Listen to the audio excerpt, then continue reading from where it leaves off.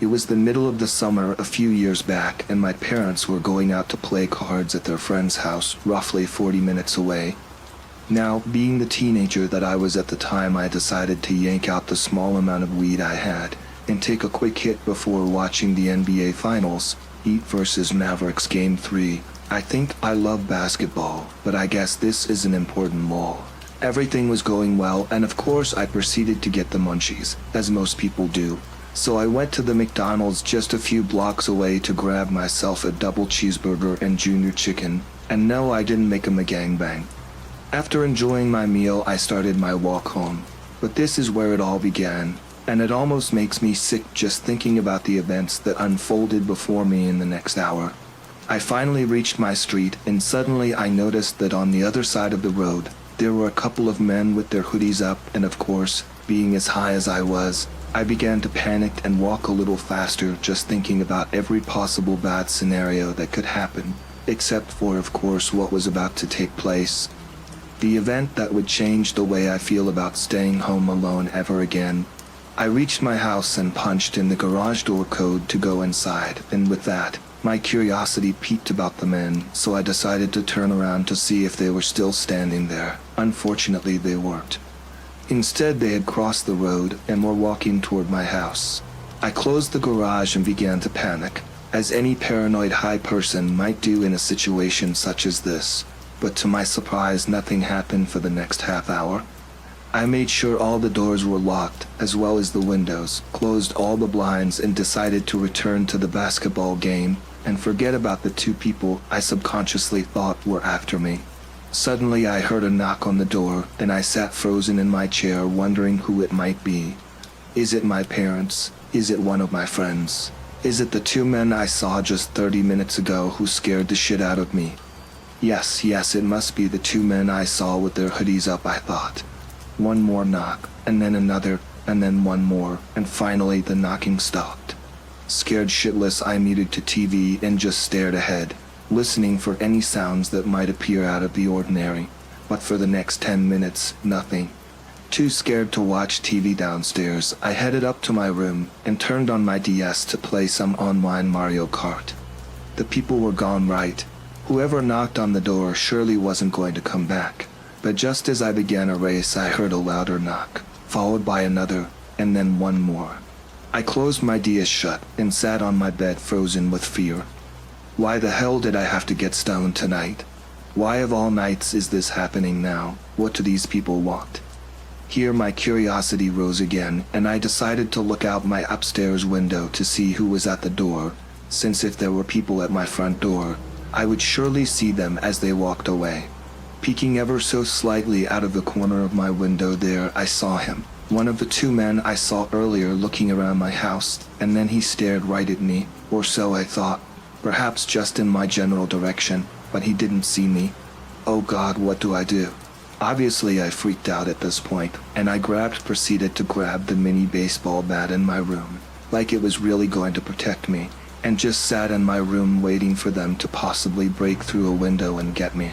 But once again silence ensued, and I was left to ponder what the hell was going on. Maybe he saw me and they decided to leave. Or maybe they saw my fear and realized I was their prime target. These questions, along with many others, flooded through my head like a terrifying tsunami, and nothing could deter me from such thoughts. And then my phone went off and nearly scared me half to death. It was my mom, and they said they were on their way home and had left 20 minutes ago. 20 minutes, I thought. 20 minutes, they'll be home and I'll be safe. Thank God. And then bang, bang. Two large banging noises came from my upstairs window, and I jumped like a petrified cat.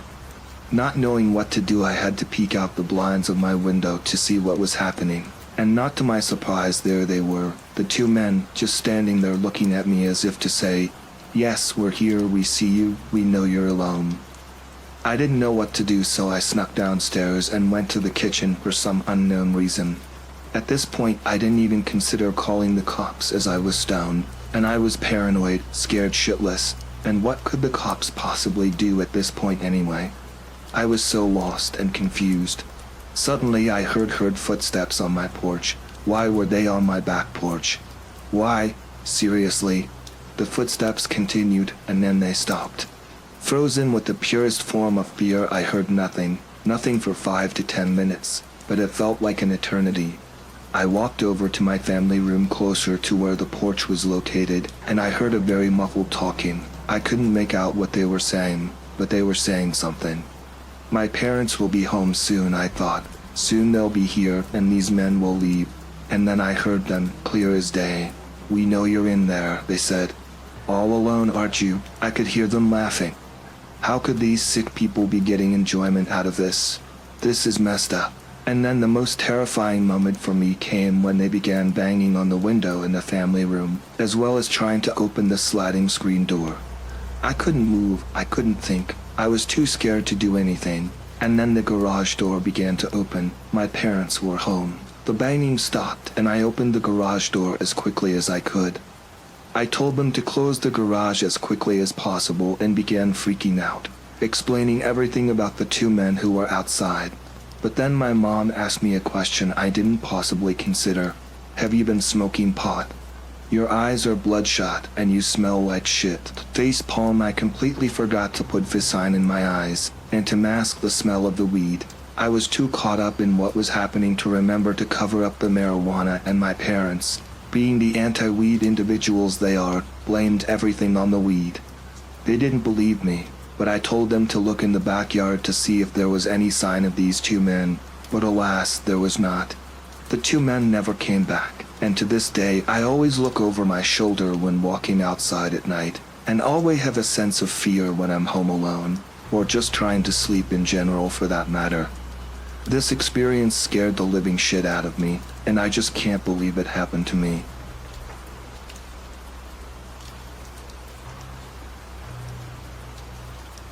Hey, say your home is the safest place in the world. That when all else fails, you can retreat to your own personal sanctuary to relax and be alone. I don't know if I wish I were alone right now. I live in a pretty safe neighborhood. It's the kind of place where people only live there so they can commute into the city for work. What I mean to say is that it's not the kind of place anyone thinks about as a home. There's nothing special about mine or anyone else's on the block. It's not even particularly nice. They're just houses. Despite that, I like to think that I rose above this. I won't say that you could hire me to decorate a home, but I've watched my fair share of home renovation shows. And after living here for almost my entire life, I think I've brought my very own charm to the place. I will admit, it had a lot more of that warmth when my kids still lived with me. Most recently, my daughter Emily had moved away to a college out of state to pursue a Bachelor of Arts. Still, I had lived alone previously, and I didn't mind too much. It's just unfamiliar to be alone after so long. So that's how I know, despite what the police say. I don't feel alone. It started about 2 weeks ago, regular as anything else. I had been lying in my bed reading a book when I heard a noise somewhere else in the house. Just some creaking floorboards. If I had been as paranoid as I am right now, I would have immediately thought of someone walking across the hardwood. But I chalked it up to the house settling and went to bed. That had to have been the first instance. Or maybe it was just the first time I noticed it. I mean, the house had made noises before, but it couldn't have been happening that long without me knowing. When I woke up the next morning, I had completely forgotten about the night previously before I noticed a notification on my phone from my home security system. My daughter had pushed for me to install something now that I was living alone, and I had relented, but it hadn't been very useful so far. However, now the phone said something I had never read before. Someone is outside 2:17 a.m. I immediately clicked on it to see what had happened, that maybe something had fallen in the night or one of my neighbors had come home late. The 30 seconds of footage was from one of my cameras pointing into my backyard, and it was dark. I didn't see anything obvious, so I chalked it up to a glitch and moved on with my day. The next morning though, the same thing happened. I woke up to another notification saying someone is outside 1:42 a.m. Again, there was nothing evident on the short slip of footage that the app had saved, so I thought that maybe my security system was glitched. This continued for another week before anything changed. After waking up to another someone is outside every morning, I had stopped checking the recordings. If the system was not going to record anything anyway, what was the point of even checking? I was debating even getting rid of the system and replacing it completely when I noticed something off in my kitchen. The door was open ever so slightly, the wind brushing the curtains gently.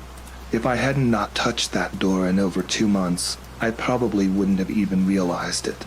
I locked the door quickly and went to my phone to check the notification from last night. Someone is outside 3:13 a.m. The video was almost the same as the others, a dark view of my backyard save for the dim light of the lamp in my living room that I had forgotten to turn off last night. That slight change revealed everything though. The app was right, there was someone outside. Not just someone, but hundreds of people. All pushed close to each other to fit as many of them into my backyard as possible. They all were wearing different variations of the same outfit, a hoodie and a pair of jeans. Some of them might have been wearing jackets instead, but all the clothes were dark and covered most of their body, all except their face. You know, despite this all, I might have preferred that they were wearing masks. Horror movies prepare you for masks. They all looked directly into the camera. They weren't smiling or talking, they just stood there staring with those eyes. There wasn't that effect you find on dark cameras, the red eyes you see when someone takes a flash photograph of you, or the reflection you get on a security feed. All the eyes were dark, dead. Then the footage ended. I quickly went back through all the other saved footage, and at first it looked like last night was a one-time occurrence. But I double-checked and upped the exposure of some of the frames. The first night there was only one person, tucked away at the back of my fence in nothing but a hoodie and jeans. Every single night after though, more people seemingly flooded into my backyard. They never moved and tried to stay as far away from my house as possible.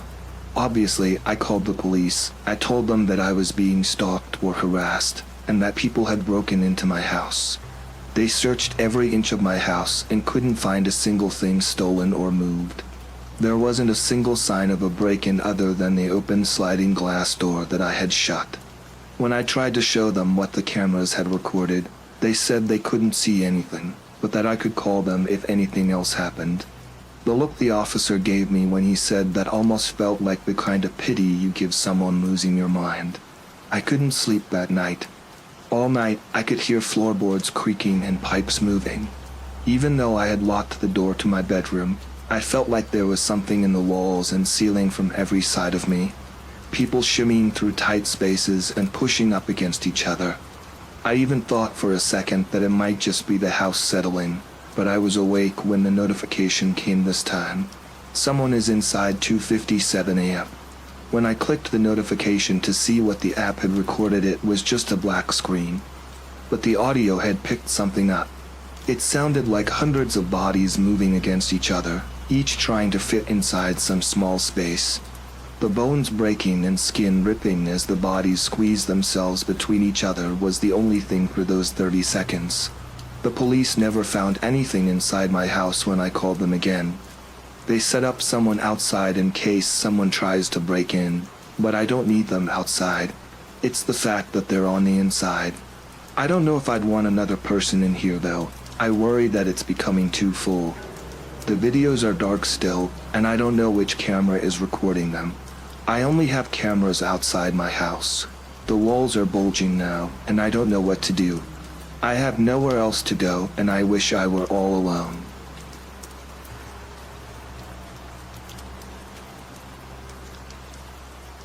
This is an ex-landlord story. I moved out of my apartment a few years ago and rented a room in an old guy's house so I could afford to pay cash for a van. My dream is to do the cross-country thing while I'm still able. I had never rented a room from anyone before, but an old New York guy named Dave was very nice. We became good friends. He's not a jokester, so I believe his story. Back in the 70s, he and his wife had separated. He was living in a mobile home park in a rural part of New York. At this time, many people in his area were seeing strange lights in the sky and reporting all sorts of weird occurrences. His kids would take turns spending the night at his place. On one occasion, a large cat got under the mobile home and popped out a floor register in his daughter's room. It scared them to death. One night, his daughter, who was about 9 years old, was spending the night with him and sleeping soundly. Dave was watching a football game and drinking a bud in the adjoining living room area. All of a sudden, he heard the most blood-curdling scream he had ever heard. "Daddy, help me." Dave leaped up and threw the bedroom door open, fully expecting to see another cat had once again popped up through the floor register. His daughter was completely hysterical and reaching for him. Dave held her and asked, "What in the world is wrong? Did the cat come back?" She told him she had been fighting the little man and kept hitting him over and over again, but he refused to get off her bed. Dave explained to her that maybe it was another cat that came up through the register, or that she was just having a horrible nightmare. Dave looked over at the floor register, and it was still in place. His daughter was drenched in sweat and tears. He carried her to his bedroom, tucked her in, and waited for her to fall asleep. Finally, he was able to return to his much-anticipated football game. Dave told me he sat on his couch with popcorn and beer in hand, but could not forget the look on his young daughter's face. He grabbed a baseball bat and thought surely that stray cat had found a way back up through the floor register. He quietly opened his daughter's bedroom door, and he told me his heart just sank. On the bed was a shiny man approximately 2 to 2.5 feet tall, staring at him. It had no discernible features, but just turned in his direction. Whatever this was, it was on his daughter's pillow. Its head was egg-shaped. Dave said he'll never forget that, he said. I closed the bedroom door and sat on the couch, watching the game like nothing happened. I must have been in shock.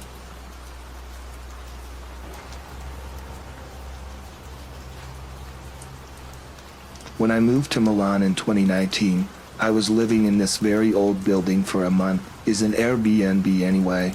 One afternoon I was studying, and for some reason I was feeling very tired, so I thought I'll take a quick nap.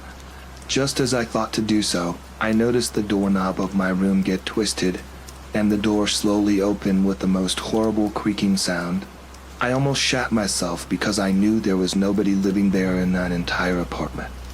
I got so scared I screamed, "Who's there?" Just an overall very uncomfortable incident that I'll never forget.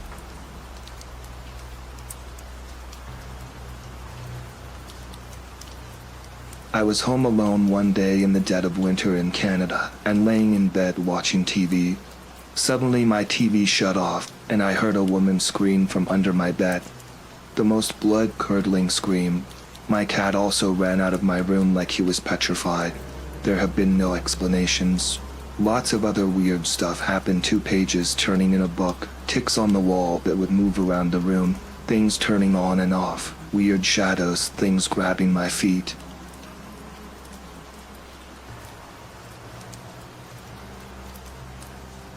This just happened to me yesterday, November 2nd. For context, I am a 15-year-old female, and for the last 2 weeks, I've been living with my grandparents. I was having issues with my parents. Now my grandparents were having their floors reinstalled, so naturally they went to one of those hardware stores to get the work done, namely Lowe's. I catch the bus home, so I greeted my grandfather, who was leaving out to take care of some personal business, and then my grandmother. She was supervising the workers to make sure that they wouldn't damage anything, seeing as though she's extremely paranoid.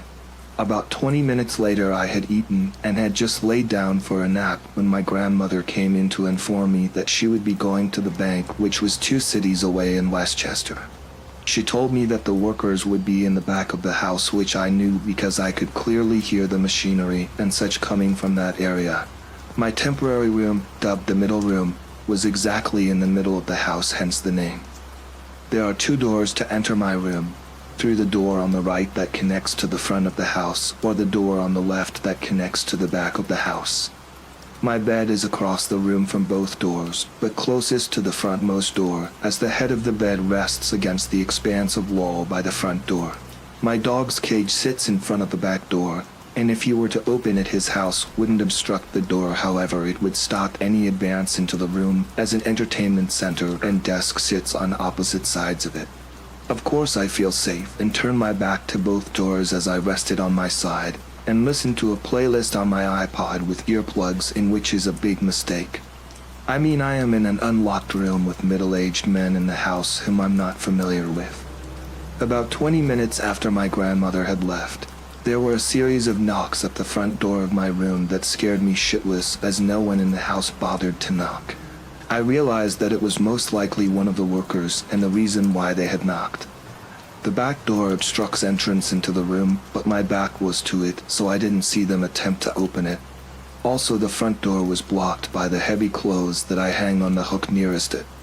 My heart sank to my toes as I saw the door crack. They had knocked hard enough to force it open.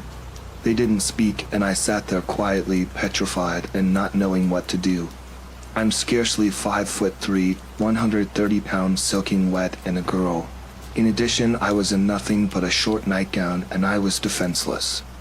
I wouldn't be able to fight off anyone, least of all a full-grown man. My dog is a Maltese, and he makes noise over every little noise, and he's only 7 pounds, but his bark is loud and low. He growled and stalked over to the door with his hair on end. The knocking stopped immediately. The person never said a word, but I heard their heavy, slow footsteps recede to the living room, to the dining room, then the kitchen, which passed by the back door and back towards the rear of the house. I freaked and locked the door in the front of the room and blocked the back door with my dog's metal enclosure until my grandma got back. Turns out my grandfather had been across the street the whole time, and had anything happened, he would have saved me. Since I didn't see which worker it was, my grandmother stayed with me at all times while they finished the job and sent a complaint to Lowe's in which she was compensated. I know that it was irresponsible of them to leave me alone with those men, but they are older, upwards of 60. That was one of the scariest things that ever happened to me, and I will never forget it.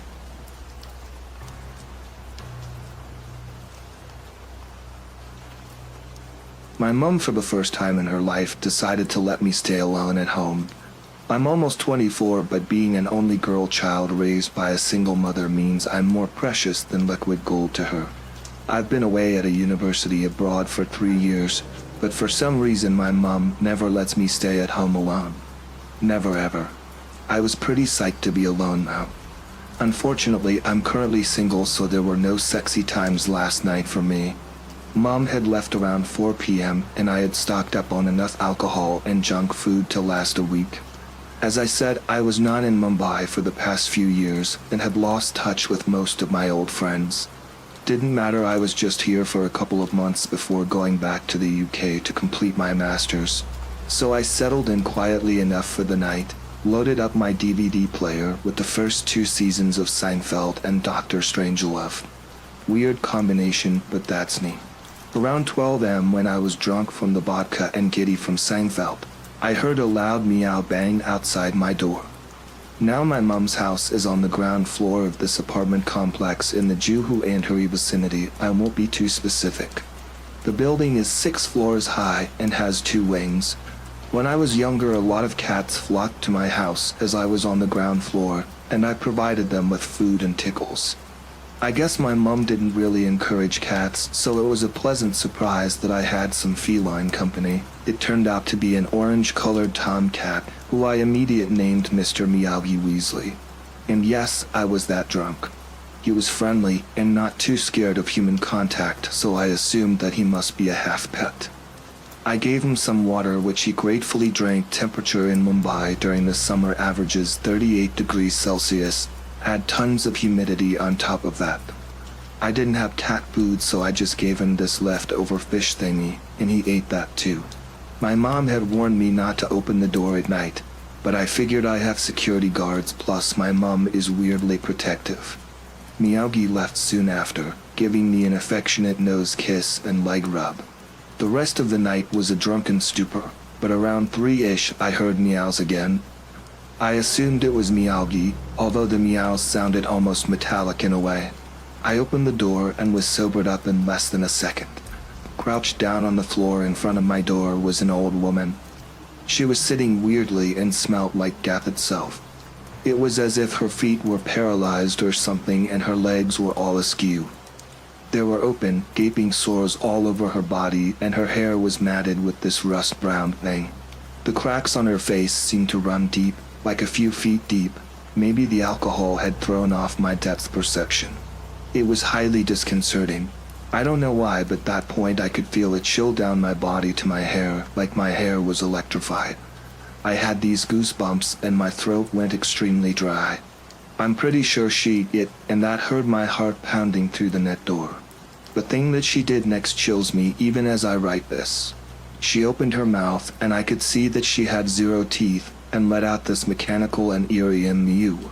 It was so loud it seemed to reverberate around my entire house and pierce my eardrums. It bored into my skull. Her mouth was black and the rotting smell was magnified 1,000,000 times. Ew. Her lips didn't move, the sound seemed to come from within her. Her eyes were not looking at me at first, but she slowly started looking up as if scanning my body through the door.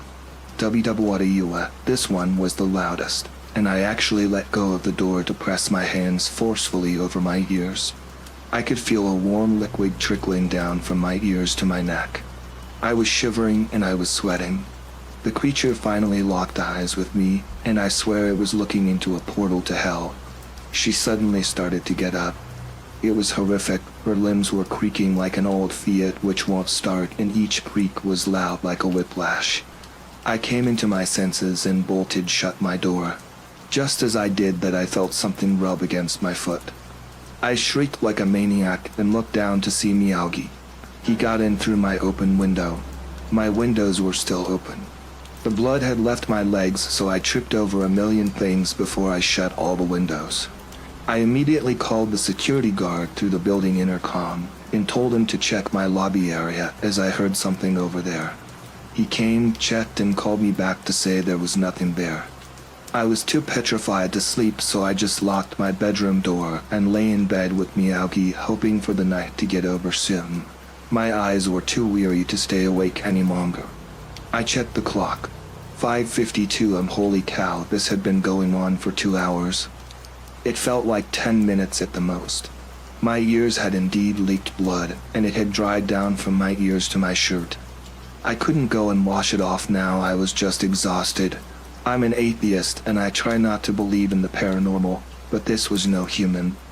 No human could make sounds like that, which perforated my eardrums and vibrated throughout the house. 6 and my mom would be home in 3 hours. I lay down a little more comfortably. Then I heard a WWRU outside my bedroom door, followed by 3 hard knocks.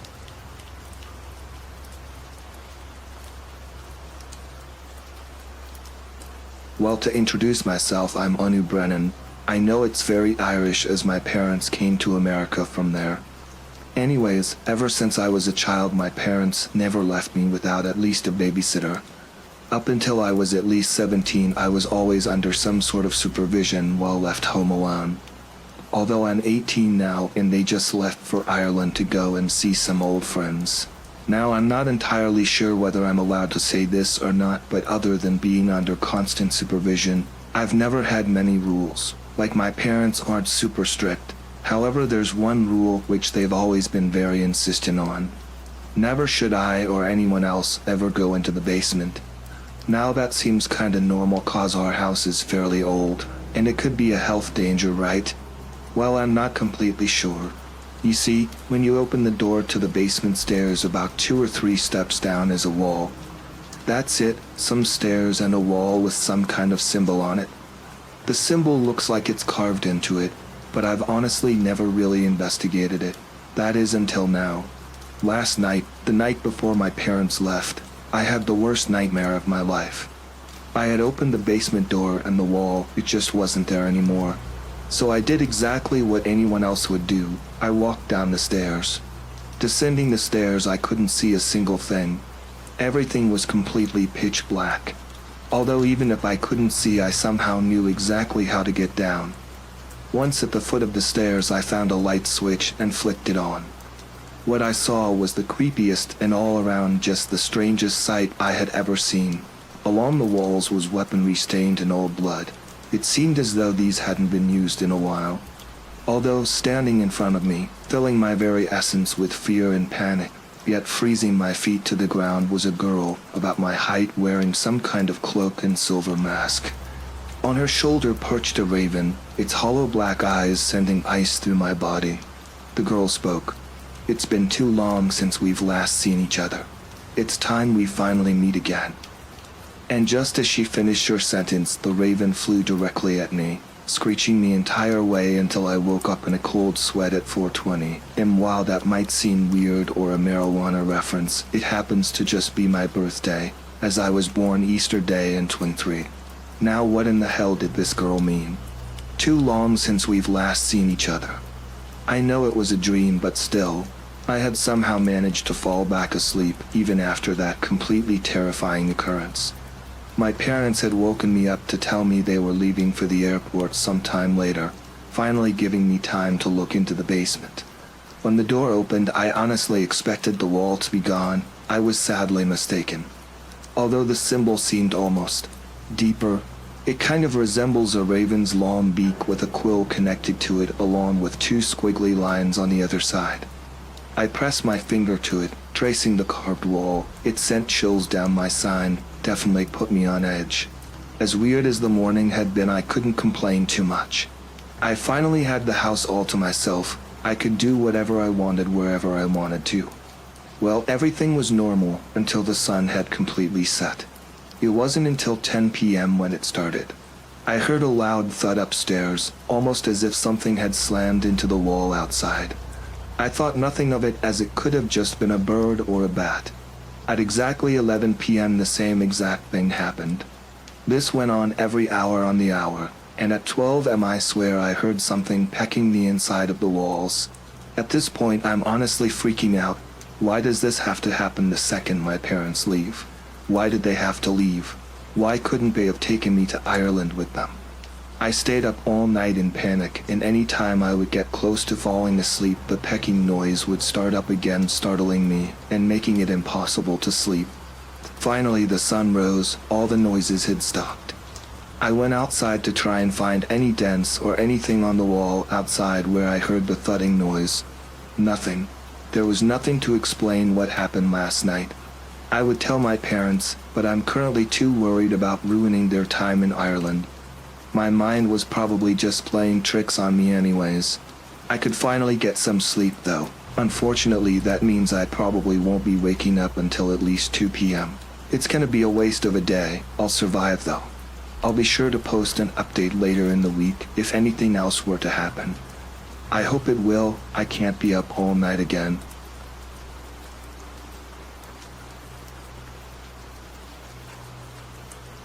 When we first moved into our home, my husband had to go away for some work stuff. I was getting ready in the bathroom and looking at the mirror, and not kidding, I felt something grab my butt. Where the mirror is, the doorway is close by, so there's a possibility of me not seeing something in the reflection. My husband does funny things like that sometimes, but it was hard. I turned to greet him half in confusion and half in surprise, because normally he's pretty gentle with me, but literally nothing was there. Later that week I was washing dishes and a rusty screw fell and hit me in the shoulder. The light fixture above me was brand new. I have always had weird feelings when I'm alone at home.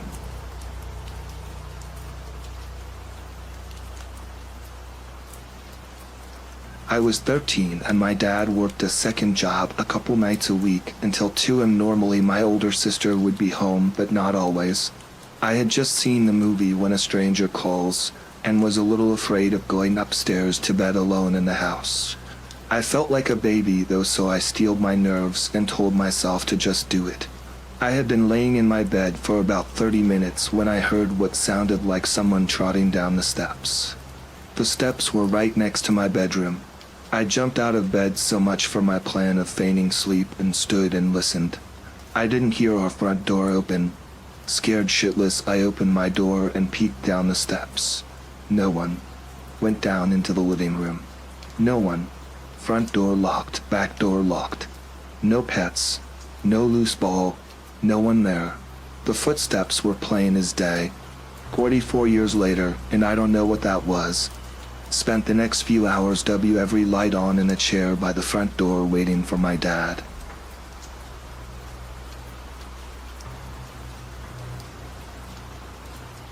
Halloween weekend 2017. Saturday night, I rubber band my ID, debit card, credit card, and some cash together and place it in a smaller going out bag. Get back to my boyfriend's house with all of my belongings that night. Wake up Sunday morning and get ready to take the Bright Line to Miami. Putting my things back into my main purse and my ID and debit card are nowhere to be found, but strangely the cash and credit card are still rubber banded together. Scramble to my house to get my passport so I have some form of ID. Passport, cash and credit card all get tucked into a zippered pocket inside my purse. Have ourselves a Sunday in Miami.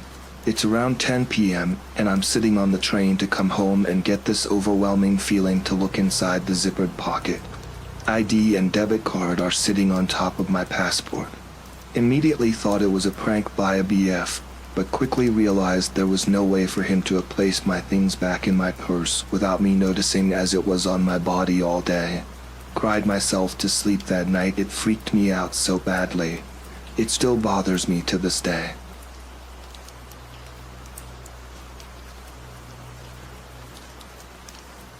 I'm from Ohio and lived in an apartment as a kid.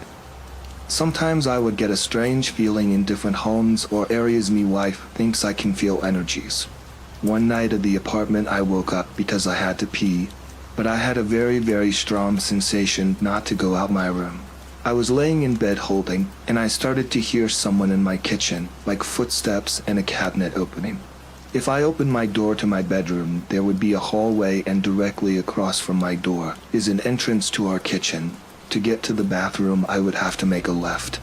I couldn't hold my pee anymore and convince myself I was just being crazy. I finally got up to open my door. As soon as I opened the door, already scared and creeped out, a woman was standing in the kitchen in the dark. I was so shocked and in disbelief because this stuff is not real. Then I realized it was just my mom. It was only a few seconds, but the relief washed over me, and I walked through my door into the hallway. As I did this, I was face to face with her. It was not my mom. It was a woman in a nightgown similar to what my mom would wear, not old-timey or anything like that. As I looked at her, she seemed just as startled as me. I was thinking she broke into our home. As I was looking her over face to face, she didn't have legs. It was like her upper body was completely normal, but as her nightgown went down, her legs faded into a mist. This all only lasted a few seconds. As I realized she had no legs, her whole body kind of faded into the mist. I was still in disbelief, so I walked through the kitchen and checked the couch to see if my mom was in there.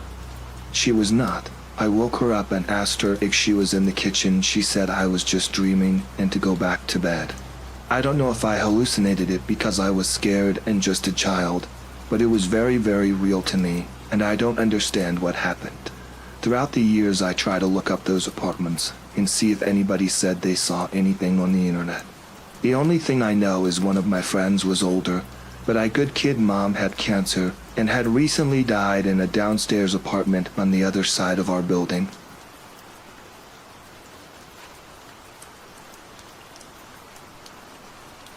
I wasn't exactly home alone, but it is pretty close to it. When I was around 9-ish, I was left alone with my sister, who was 13 at the time. My mother had gone on a walk with our dog around town. So I was in my living room watching TV and my sister was upstairs. Out of the blue, I hear an alarm almost like a fire detector, so I go to see where the sound is coming from. My sister comes down and we are both trying to find this sound. It's none of the fire detectors, so we are puzzled where this is coming from. My sister opens the oven to see if it is coming from there while I go check around. We both go out to the living room to look out there, when all of a sudden we both hear the oven open and close. Nobody was in the kitchen, and we were sure it was that sound because my sister had just opened and shut the oven, and it sounded exactly like that. So we ran and hid behind a rocking chair, all the while an alarm was still going off. My sister called my mom, and she hurried home. Almost exactly when she hung up, the alarm stopped. To this day, we still have no idea where the sound came from. The thing is, it's not that absurd from all the stuff we have experienced in this house. It is fairly old, being that it was built in the 1800s. The most predominant spot this happens is in the living room. And there have been some really out-of-pocket things that have happened. Some things happening as recent as a couple weeks ago. By the time I'd finished middle school, my parents trusted me to be alone in the house by myself for long periods of time. We're talking days at a time. They did this so someone could care for our elderly dog who needed attention and supervision 24/7. With this, my parents would sometimes go out of state on a small vacation for the weekend, leaving me in the house by myself. Back to the present, it was a chilly fall evening. My parents had left early Friday morning and wouldn't be back until Sunday night. Everything had gone smoothly, and I was having a good time finally getting the house to myself. Until Saturday. When my parents left, I brought my gaming console out into the living room along with some pillows and a blanket. Figuring my dog slept in the living room, I'd sleep out there with her in case she needed me in the middle of the night. It was getting to be around dinner time. After I fed my dog, I texted my mom, asking for a bit of money to order a pizza because I didn't feel like cooking that night. I ordered the pizza and sat on the couch playing a shooting game until the time had passed and I heard the doorbell ring. I got up and quickly threw on my jacket and went to look through the peephole. There stood the pizza guy, a medium-height, middle-aged looking guy. He had dirty blonde hair and eye bags seeming like he hadn't slept in a year. I could smell the dirty stench of cigarettes through my door. He had his eyes fixed on the camera doorbell, with a worried look on his face. I unlocked the door and opened it the equivalent to my body width and greeted him with a smile. His eyes darted over to me. A small, creepy grin grew on his face. "Oh, I wasn't expecting a young girl like you," he said. Gross, I thought. Confused on how to answer, I replied in a quiet giggle. I held out my hands to take my food. "So, how old are you?" the man asked, still grinning. "Sorry, man, I don't answer questions like that," I said, even more creeped out than before. He huffed, seeming to get frustrated. I placed the pizza boxes down on the couch next to me and reached into my pocket to hand him the tip I had planned to give him. "Are your parents home?" he asked. Lying, I replied, "Yeah, they're in the other room." I hoped he would believe me and just go, seeing as my parents took my mom's car on vacation, leaving my dad's car in the driveway. He scoffed and said, "You know, I like that game too. Do you like shooters?" referring to my paused game screen on the TV behind me. I became increasingly annoyed, but I didn't want to be rude and just slammed the door in his face. "Yeah, sure, look, I'm sorry, but I have to go now," I said, trying everything I could to get this man to leave me the hell alone. The man scowled. He took the tip and crumpled it in his hand and started muttering profanities under his breath, but I only could make out one phrase before I shut the door. "You're gonna regret this." I locked the door and anxiously watched carefully from the window to make sure he got back in his car. I didn't stop watching until he sped off around the corner. I let out a sigh of relief and did a quick sweep around the house and made sure all the windows and doors were locked. A couple of hours had passed until I decided I was going to lay down and watch TV for the night until I fell asleep. I made sure my dog was tended to and laid down.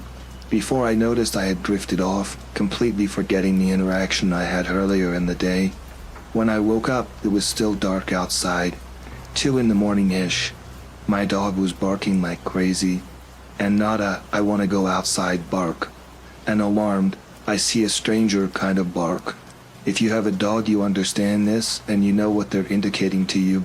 I propped myself up on my elbows and stretched for a second. Looked around for a bit and didn't see anything.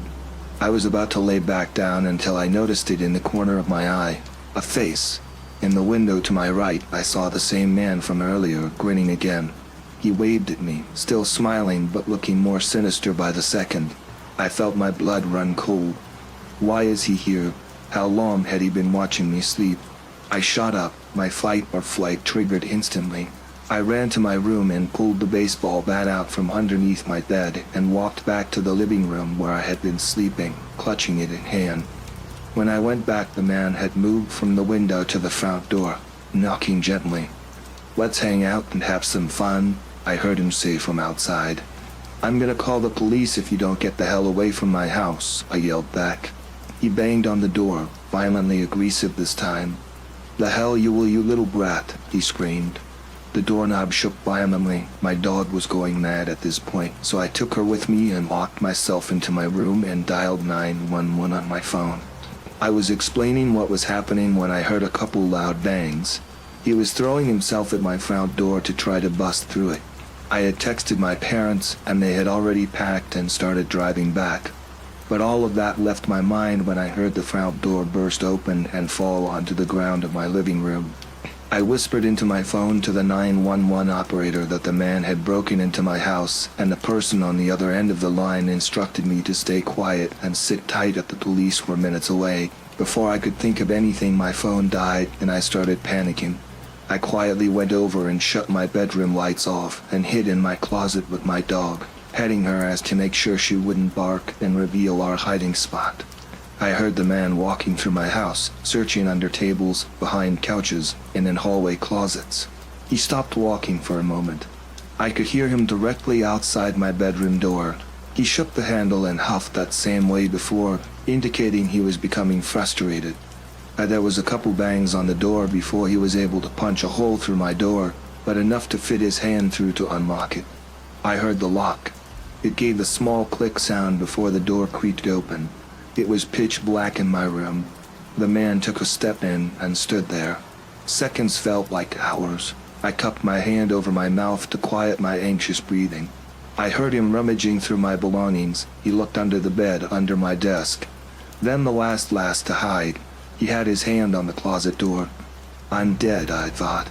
I didn't know who he was or what he wanted, but I knew it wasn't going to be good. Before he had the chance to open the closet, my prayers were answered, and I heard the sirens of police getting closer and closer. Damn it, the man whispered. He exited my bedroom and ran through my home. I heard the back door slide open and the crunching footsteps through the dead grass. The 911 operator must have told the police where I was, and I felt like I could finally breathe again when an officer opened the closet door and told me it was okay to come out. They led me outside with my dog and leash, and I sat on the edge of the set in the police car. I waited there as the police searched my house in case the man had still been there. The police said there were no signs anything was stolen. He wasn't there for valuables. He was looking for me. That fact will disturb me till the day I die. There were many signs that it had been a break-in, so the case stayed open for a while, but eventually closed. The guy was never found, and it wasn't known where he was. His identity was found, and this man had passed warrants for home invasions and failure to appear in court. The fact that he was never caught and is still out there somewhere shakes me to my core. But I know for sure I'm never ever opening the door for anybody ever again when I'm home alone.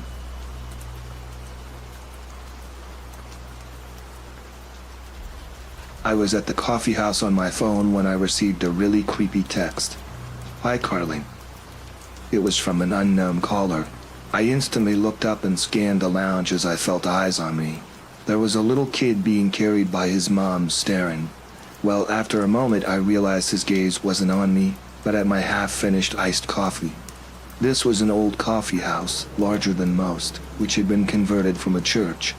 The stained glass windows let in fantastic light during the day, and at night the moonlight created a natural blue rim around the outside, which was beautiful.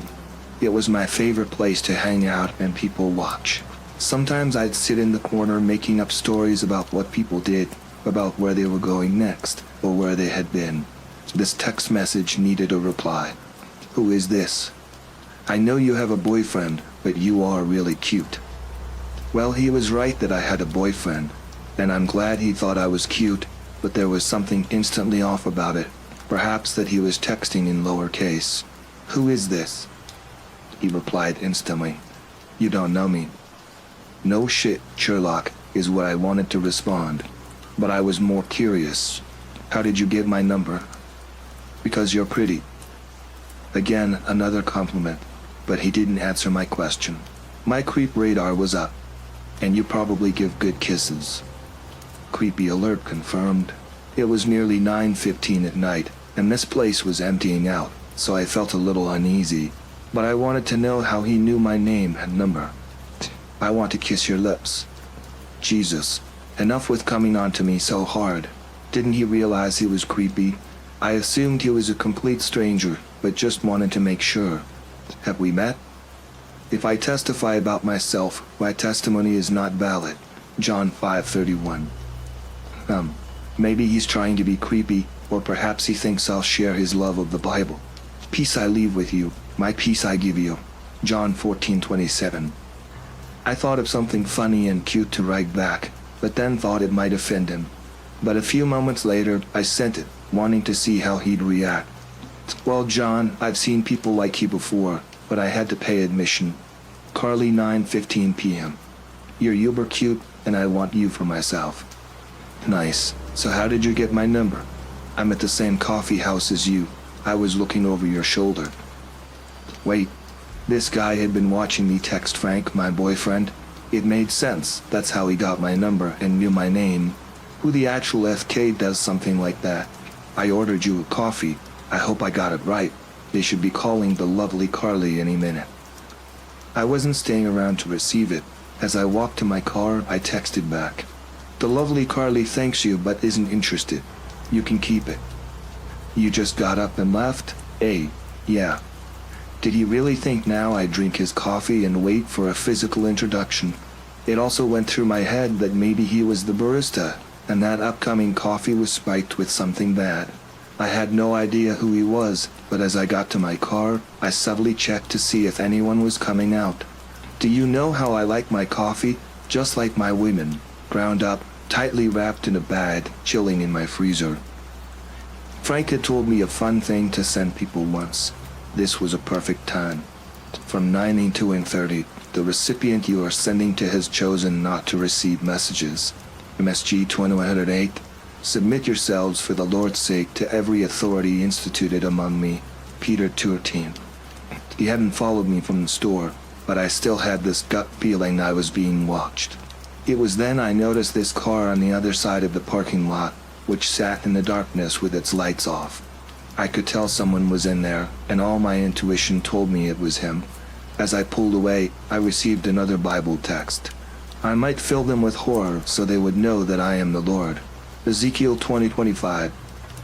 I put the phone on my dashboard and switched it to speech to text so that I could speak to Frank. My eyes were pinned to that car, and right as I was about to turn out of the parking lot, its lights turned on. He was following me, keeping at a distance. He made every turn I made. Frank offered to leave work early and meet me at home, but I decided it wasn't necessary. I could look after myself. As I watched him behind me, he kept his distance. Just the way he drove, I could tell he'd done this before. When I got to my apartment complex, I parked quickly, noticing him pull into a guest spot. As I walked to my front door, I pulled out my keys. I noticed him got out of his car. I'd been taught how to use a key as a weapon, so I was prepared. But nervously, I still fumbled with the keys and dropped them. As I reached down, I caught him in the distance coming towards me. Quickly, I picked them up, got in, and locked the door. I live in a townhouse, which is 3 floors. When you go in, stairs lead directly up to my main space. I beelined up the stairs, immediately turning on the lights. But then I thought, with the lights on, from outside he could see me. So I turned them off. I ducked, then crawled over to the kitchen window, and saw him in the parking lot. He was staring up. It was like he was staring directly at me, but I figured it was too dark for him to see me, and he was scoping out my building to see if I lived alone. I sat there in the dark for a good 10 minutes. The man outside walked towards my apartment but disappeared out of view.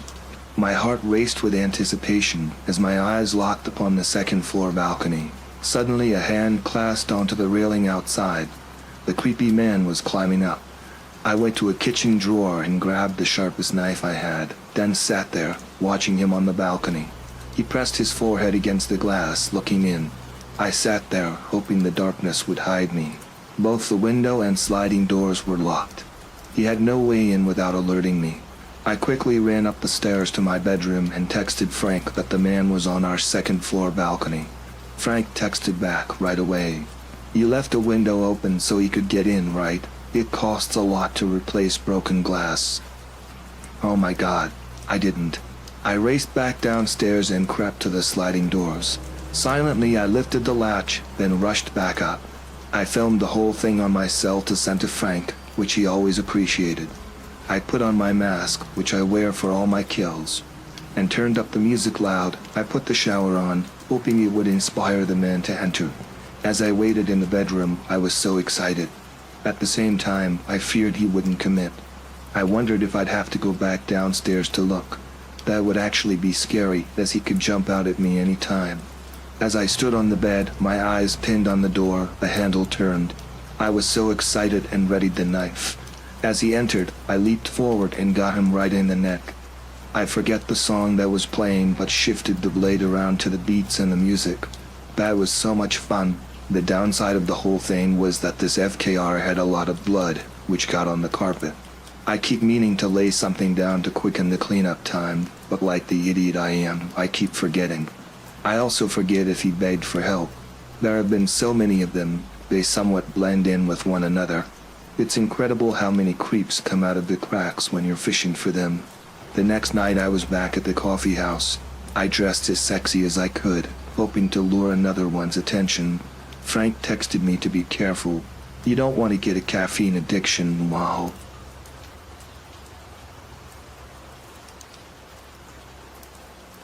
When I was younger, I used to live in this super old, shitty house in the middle of the woods.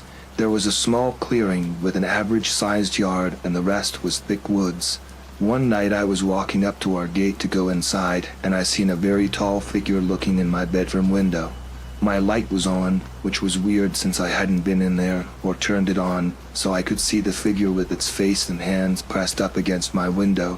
Whatever or whoever it was must have heard me because they looked in my direction before booking it to the back of the yard, and presumably into the woods since there was nowhere else to go and the backyard area wasn't fenced in.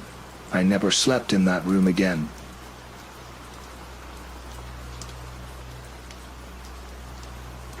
A while ago, on a quiet night at home, I found myself engrossed in a lively phone call with friends. The atmosphere was relaxed, and the conversation flowed effortlessly until an unexpected interruption shook the tranquility of the night. Out of nowhere, my usually calm and slumbering dog erupted into a frenzy of barks. Bewildered by this sudden outburst, I excused myself from the call and decided to investigate the unusual disturbance. Cautiously making my way downstairs, I could still hear the persistent barking echoing through the house. As I approached the source of the commotion, I discovered my dog fixated on the hall closet, his fur bristling with a mixture of fear and curiosity. Sensing an unease, I felt compelled to investigate further. Instinctively, I retrieved the baseball bat I kept in my room for moments just like this, those rare instances when an unexpected visitor or an unexplained noise might warrant a bit of extra caution. Gripping the bat tightly, I steeled myself for whatever might await me inside the closet. Upon swinging the door open, the initial glance revealed nothing out of the ordinary. The dim light struggled to penetrate the closet's depths, casting elongated shadows on the walls. My dog's barking continued, now more intense, as if urging me to delve deeper into the mystery. Taking a hesitant step forward, I cast my eyes downward and noticed a glint of something familiar at the closet's floor. There, nestled among forgotten shoes and discarded items, lay a delicate necklace, the very same necklace my mother had lost when I was a mere 9 years old. My heart skipped a beat as I gingerly picked up the precious item. The pendant sparkled with memories, and the chain felt cool against my skin. Stunned and perplexed, I raced back upstairs, my faithful dog trailing behind me. Resuming the phone call with my friends, I interrupted their conversation with an incredulous retelling of the strange discovery. The necklace, lost for years, had resurfaced in the most unexpected way. The following morning, still baffled by the inexplicable events of the night, I shared the discovery with my mom over breakfast. Her eyes widened in disbelief as I presented the long-lost necklace. She recounted the memories attached to it and confirmed that she hadn't seen it since that fateful day years ago. To this day, the mystery remains unsolved. How did my dog sense the presence of the necklace in the depths of the closet? And why did it reappear after all these years? The odd occurrence has become a tale shared among friends and family, a reminder that sometimes the mysteries of life find their way back to us in the most unexpected fashion.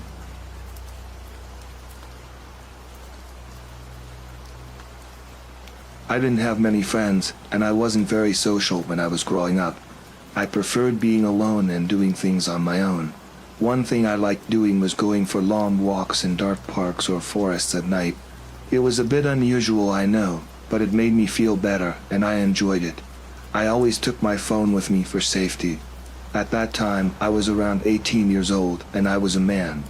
I was probably about 6 feet 1 inch tall back then, but I grew a bit more between the ages of 20 and 23, and now I'm around 6 feet 3 inches tall.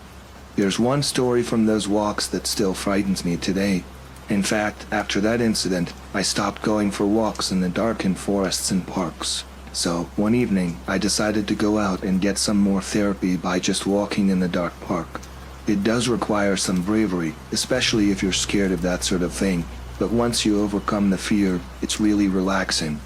I always made sure to have my phone with me, which had a flashlight app in case of emergencies or if I needed some light. However, I never really encountered anyone during my walks. I usually went between 8 p.m. and 11 p.m. By that time, most dog walkers had finished their walks, especially during cold and wet winter nights. Occasionally, I would come across someone, maybe once a week, but they always had a light with them, so I could see where they were, and I would simply avoid them. There were a few times when some people noticed me during my walks, and I might have startled them because they would shine their bright flashlights towards me. They'd probably just saw a guy walking around in the dark without a light or a dog. Oh well, that's how it goes. Now let me tell you about this particular story that happened one night. It was winter, and I decided to go for a walk on a very foggy evening. It was incredibly cold and crisp, one of those dry and chilly nights.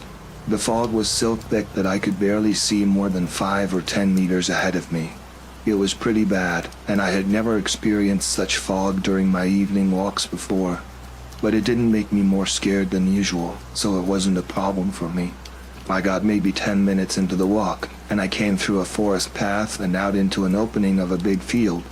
The field is connected to our local school and basically has football pitches drawn around it and athletics tracks drawn in white paint.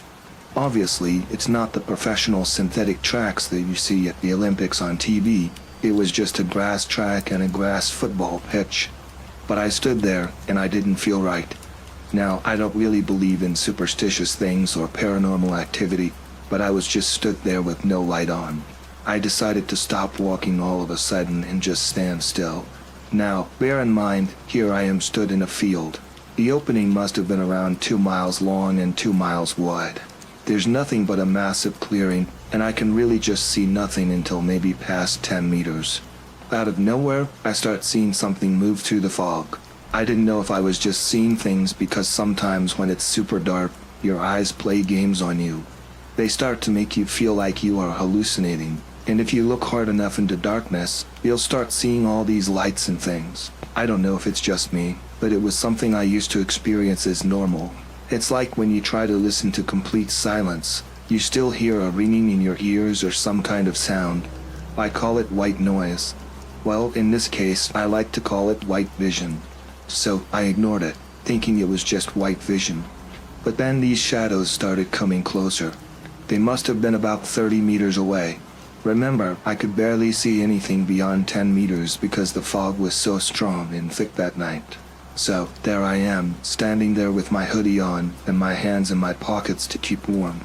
At the time, I think I had a pair of night gloves on as well, but they weren't of much use as my fingers were starting to go numb. I really was getting super spooked at this point, thinking, was this just white vision, or was I actually experiencing something? Was there someone out there also without a light? So, in all the years I've been doing this walk at night or by myself without a light, I have never encountered anyone without a torch. The torch acted as a warning, so I knew where people were. You can see them for miles when they shine lights. It's a pretty cool fact I learned on a Special Forces Day, whereas basically at one of the open fairs, they used to say that they turn all the lights off. Otherwise, the enemies would be able to locate them based on where their light is. So, I'm still there, and I'm sure that now I can see someone walking directly towards me. I couldn't make out if it was 2 or 3 people, but it looked like multiple shadows. Now I'm in the middle of nowhere, and the closest road to me is around a mile away that I had just walked onto through to get into the forest. I had my phone with me, but I didn't have any weapons or a way to defend myself if I came across someone dangerous, someone worse than me. As they got closer, about 40 to 30 meters away, I realized there was another person walking alone in that open area covered by fog without a flashlight. It hit me, but I realized that if I stayed still and tried to talk to them, it might scare them just like they scared me. Maybe they didn't even notice that I was there standing right in front of them, 30 meters away. So I quickly made the decision to turn around and go in the opposite direction. So I start pace walking as quietly as I can on the grass. I didn't make much noise at all, but I knew for certain this was somebody now walking behind me. They got close enough though that I could see an outline of what somebody looked like to be 6 feet, maybe even taller than me, wearing black clothing with short hair. I don't know if they could make out where I was or if they even saw me, but I'm guessing as I turned around and pivoted my hips to start pace walking back, they realized that I was there. I've never walked so fast in my life, and I remember literally breaking out to a run once I thought that they could no longer see me. I ran home after that night, getting super spooked. After all the months and eventually years of walking alone, doing the therapy in the dark in that park, I actually realized that I just bumped into someone just like me. It was either that or they actually were a psycho or a criminal looking to try and abduct me.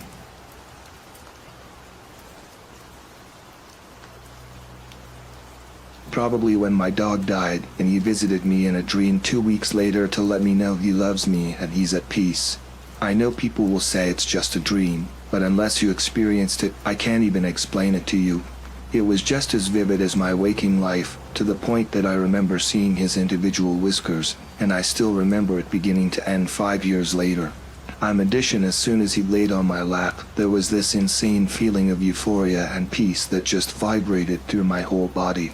I used to be a heroin addict, and I'd never even felt euphoria like that while on heroin, was almost a decade sober at the time it happened, FYI. He was with me then, and no one will ever be able to tell me otherwise. I just hope other people get to experience the same thing sometime when they lose a loved one. I'm atheist, but that dream was so crazy that it convinced me without a doubt there is some sort of afterlife and I'll see him again.